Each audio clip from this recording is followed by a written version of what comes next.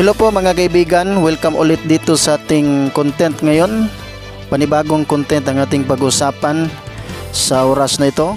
At ang ating content ngayon ay patungkol sa 10 biggest income component cities ng Visayas at Mindanao.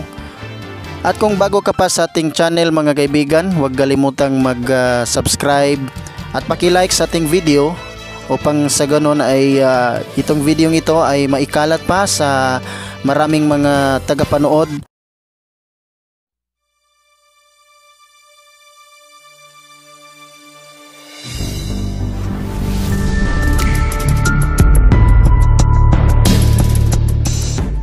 Welcome dito sa ating bagong content ngayon.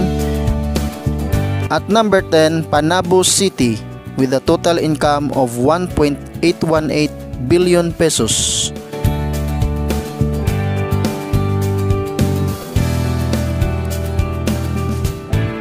Number 9, Cotabato City with a total income of 1.841 billion pesos.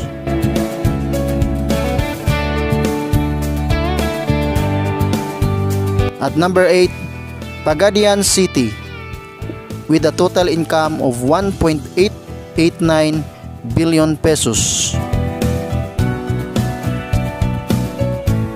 At number 7, Kabangkalan City with a total income of 2.008 billion pesos.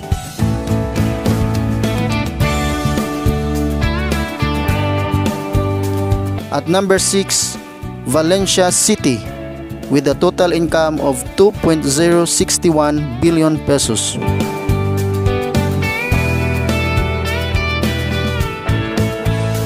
At number 5, Toledo City with a total income of 2.080 billion pesos.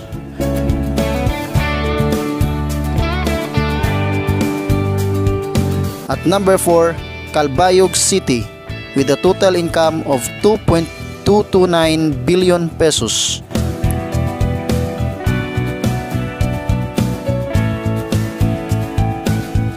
At number 3, Tagum City with a total income of 2.262 billion pesos.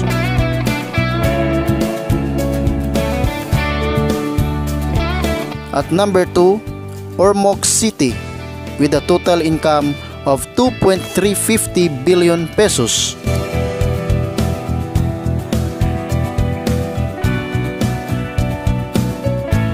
At number 1, Malaybalay City with a total income of 2.429 billion pesos.